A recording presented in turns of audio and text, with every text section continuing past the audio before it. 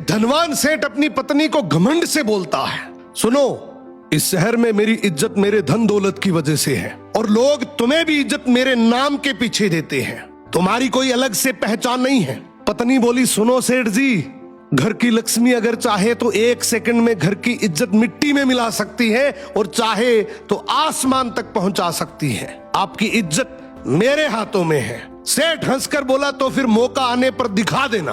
अब शाम को सेठ के घर एक महफिल जमी।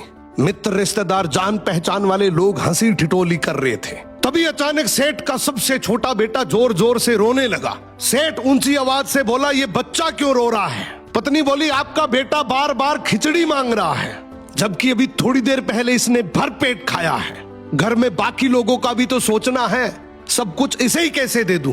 ये सुनते ही महफिल में सन्नाटा छा गया। लोग आपस में बात करने लगे कि इतना बड़ा सेठ और घर में खिचड़ी का झगड़ा। सेठ का चेहरा लाल पड़ गया, उसकी इज्जत वहीं धूल में मिल गई। रात को सेठ अपनी पत्नी के पास गया और बोला, ठीक है, मान गया, आज तुमने मेरी इज्जत सबके सामने गिरा दी, अब इसे वापस लाकर दिखाओ। पत्नी बोली, मेरे लिए तो ये चुटकियों का खेल है, बस एक काम करना, उन सबको कल फिर से बुलाओ। अगले दिन फिर से महफिल जमी। हंसी मजाक चल ही रही थी कि बच्चा फिर से रो पड़ा। सेठ बोला, अब क्या हुआ?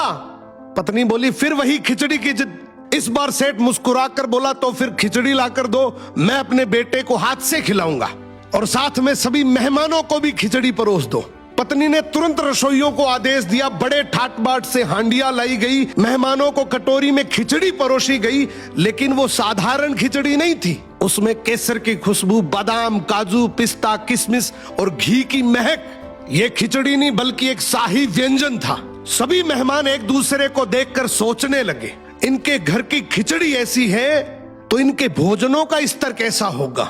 सेठ के घर की रहीसी की चर्चा पूरे शहर में फैल गई। सेठ अपनी पत्नी के सामने हाथ जोड़कर बोला, मान गया, घर की औरत चाहे तो इज्जत बना भी सकती है और बिगाड़ भी। सो घर की इज्जत पति और पत्नी मिलकर बनाते हैं।